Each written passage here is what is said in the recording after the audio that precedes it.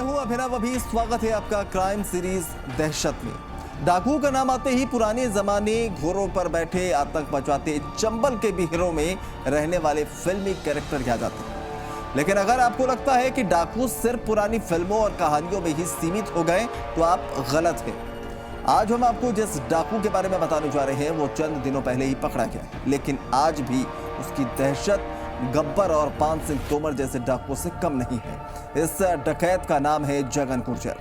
कुख्यात डकैत जगन गुर्जर की कहानी ठीक वैसी है जैसे एक आम युवक की होती है। बताया जाता है कि बदले की आग ने एक सीधे साधे दूध बेचने वाले युवक को डकैत बना दिया। छोटे से विवाद में गांव के ही मंदिर कमेटी के लोगों ने उसके पिता का अपमान कर दिया था और यही बात जगन को नागवार गुजरी तो उसने कमेटी के कुछ सदस्यों को पीट दिया, फिर बचने के लिए बीहड़ों में भाग गया। जगन के पिता शिवचरण गुर्जर लोक देवता बाबू महाराज के मंदिर पर पंडिताई करते थे। जगन 4 भाई हैं।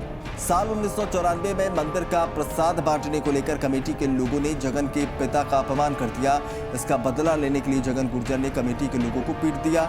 गांव से भागकर उसने डकैत मोहन गुर्जर के गैंग को ज्वाइन किया। मध्य प्रदेश के डकैत मोहन गुर्जर के गैंग में शामिल होने के बाद जगन का खौफ बढ़ता चला गया। इधर साल 1994 में खानपुरा में रहने वाले जगन के जीजा की जमीनी विवाद में डकैत मोहन गुर्जर के रिश्तेदारों ने हत्या कर दी। खून का घूंट पीकर करीब 5 साल तक डकैत गैंग के साथ लूटपाट और आतंक फैलाता रहा। जीजा की हत्या की बात को लेकर साल 1999 में जगन का लीडर मोहन गुर्जर से विवाद हो गया।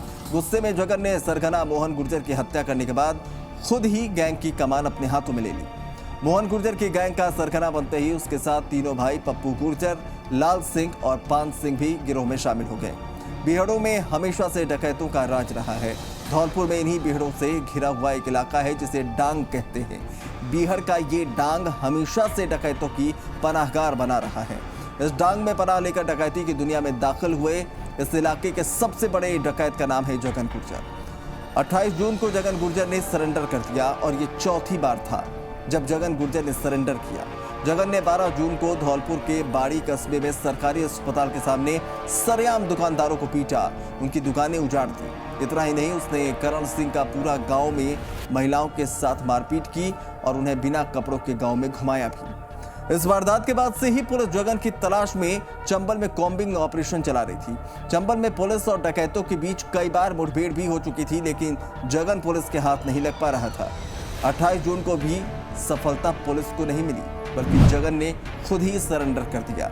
जगन गुर्जर धौलपुर के डांग के भभूतिपुरा का ही रहने वाला है और शुरुआत में वो गांव में घूम घूम कर दूध बेचा करता था, लेकिन ये दूध वाला धीरे धीरे कुख्यात डकैत बन गया।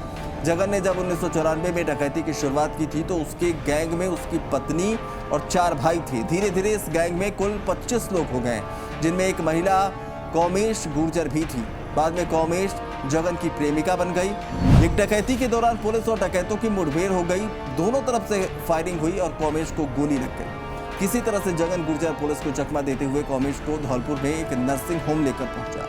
अभी इलाज चल ही रहा था कि पुलिस को भनक लग गई। पुलिस पहुंची और कौमेश को गिरफ्तार कर लिया। कौमेश की गिरफ्तारी से परेशान होकर जगन ने हथियार डालने की शर्त रखी। कहा कि अगर उसे अपनी प्रेमिका के साथ रहने दिया जाए तो वो सरेंडर कर देगा। पुलिस ने बात मान ली और फिर साल 2001 में धौलपुर के एसपी रहे बीजू जॉर्ज जोसेफ के सामने जगन ने सरेंडर कर दिया। उसे जेल भेज दिया गया। जगन 2005 में जमानत पर जेल से बाहर आ गया। उसकी प्रेमिका कौमेश भी बाहर आ गई। जेल से छूटने के बाद कौमेश ने तो अब अपराध का रास्ता छोड़ दिया, लेकिन जगन अपने भाइयों लाल सिंह, पान सिंह और पप्पू के साथ फिर से डकैत बन गया। कई अपराध किए। इस दौरान 2008 में राजस्थान में गुर्जर आंदोलन शुरू हो गया। तत्कालीन मुख्यमंत्री वसुंधरा राजे ने इस आंदोलन को दबाने की भरपूर कोशिश की। इसी दौरान जगन गुर्जर भी इस आंदोलन में कूद गया। उसने मुख्यमंत्री वसुंधरा राजे के धौलपुर वाले महल को बम से उड़ाने की धमकी दे दी। फिर तब पुलिस हरकत में आ गई और उसने जगन पर 11 लाख रुपए का इनाम रख दिया। इसके बाद जगन चंबल का सबसे बड़ा डकैत बन गया। 11 लाख रुपए का इनाम घोषित होने के बाद राजस्थान की पुलिस जगन के पीछे पड़ गई। मध्य प्रदेश और उत्तर प्रदेश की पुलिस भी जगन की तलाश में जुट गई। कोई चारा नहीं बचा तो जगन ने 30 जनवरी 2009 को कैमरी गांव के जगन्नाथ मेले में कांग्रेस नेता और केंद्र में मंत्री रहे सचिन पायलट के सामने आत्मसमर्पण कर दिया। इसके साथ उसके पूरे गैंग ने भी हथियार डाल दिए। लंबे अरसे के बाद साल 2010 में जगन के गांव भभूतिपुरा में कोई शादी हुई। ये शादी जगन के बड़े भाई की बेटी की थी, जिसे जगन ने गोद ले रखा था। इस शादी में कन्यादान करने के लिए जगन पेरोल पर बाहर आया था। बेटी का कन्यादान करने के बाद उसने ऐलान किया कि अब वो कोई अपराध नहीं करेगा। जगन के जेल से बाहर आने के बाद ही धौलपुर में विधानसभा का उपचुनाव होना था। इस उपचुनाव में जगन ने अपनी पत्नी ममता को निर्दलीय चुनावी मैदान में उतार दिया। नतीजा आया तो ममता बुरी तरह से चुनाव हार गई। इसके बाद जगन फिर से डकैती करने लगा। एक बार फिर से पुलिस ने उसके ऊपर 5,000 रुपए का इनाम घोषित कर दिया। जेल से बाहर आने के बाद जगन लोगों से चौथ वसूली करने लगा था। कई लोगों के साथ मारपीट की थी और हत्या की धमकी दी थी। कई जगहों पर फायरिंग की भी वारदात सामने आई थी, जिसके बाद पुलिस उसकी तलाश में फिर से जुट गई। अब जगन को लगा कि पुलिस से बचना मुश्किल है, तो 19 अगस्त 2018 की शाम को जगन ने फिर से सरेंडर कर दिया। इस बार वो भरतपुर के बयाना कोतवाली में पहुंच गया और आईजी मालिनी अग्रवाल के सामने हथियार डाल दिए। पूछताछ के दौरान उसने कहा कि वो अब समाज की मुख्यधारा में शामिल होना चाहता है, इसलिए उसने सरेंडर किया है। इसी जून महीने में ही जगन गुर्जर को अदालत ने फिर से जमानत दे दी। बाहर आने के बाद उसने अपनी दहशत कायम करने के लिए करौली के बाजार में दिन दहाड़े फायरिंग कर दी। इसके बाद वो 13 जून को धौलपुर के बाड़ी कस्बे में पहुंचा और एक दुकानदार से मारपीट की। इसके बाद जगन धौलपुर के डांग के सायपुर करण सिंह का पूरा में पहुंचा। रात में उसने गांव के एक परिवार को मुखबिरी के शक में बंधक बना लिया। जगन और उसके साथियों ने महिलाओं बच्चों से मारपीट की, फिर हथियार की नोक पर महिलाओं को बिना कपड़े के गांव में घुमाया। गांव के लोगों ने बताया कि गांव में पानी खत्म होने की वजह से गांव के सभी पुरुष जानवरों को लेकर पानी की तलाश में निकल गए थे। इसी दौरान 13 जून की रात जगन ने गांव में हमला कर दिया और उनकी औरतों को बिना कपड़ों के पूरे गांव में घुमाया। करीब 1 घंटे तक गांव में गुंडाई करने के बाद जगन करौली की ओर भाग गया।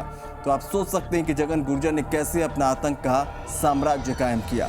दिसंबर 2021 में जमानत पर बाहर आने के बाद जगन ने बाड़ी कस्बे में फायरिंग कर दी। व्यापारियों की शिकायत पर बाड़ी विधायक गिरिराज सिंह मलिंगा ने जगन गुर्जर को चेतावनी दे दी। इससे नाराज जगन ने 22 जनवरी को बाड़ी विधायक के खिलाफ वीडियो वायरल कर जान से मारने की धमकी दी। पुलिस की टीमें बिहड़ों में छिपे जगन की तलाश में जुटी रही। करीब 15 दिन बाद सोमवार को करौली पुलिस ने डकैत जगन गुर्जर को जंगल में दबिश देकर पकड़ा। हालांकि अब वो एक बार फिर सलाखों के पीछे है, लेकिन देखने वाली बात यह है कि क्या अब जगन का आतंक खत्म होगा या यह सिलसिला हमेशा की तरह सरेंडर और फिर जमानत के बाद बदस्तूर जारी रहेगा। फिलहाल क्राइम सीरीज दहशत में आज के लिए बस इतना ही। फिर हाजिर होंगे दहशत की एक और दास्तां के साथ। तब तक के लिए मुझे दीजिए इजाजत। नमस्कार।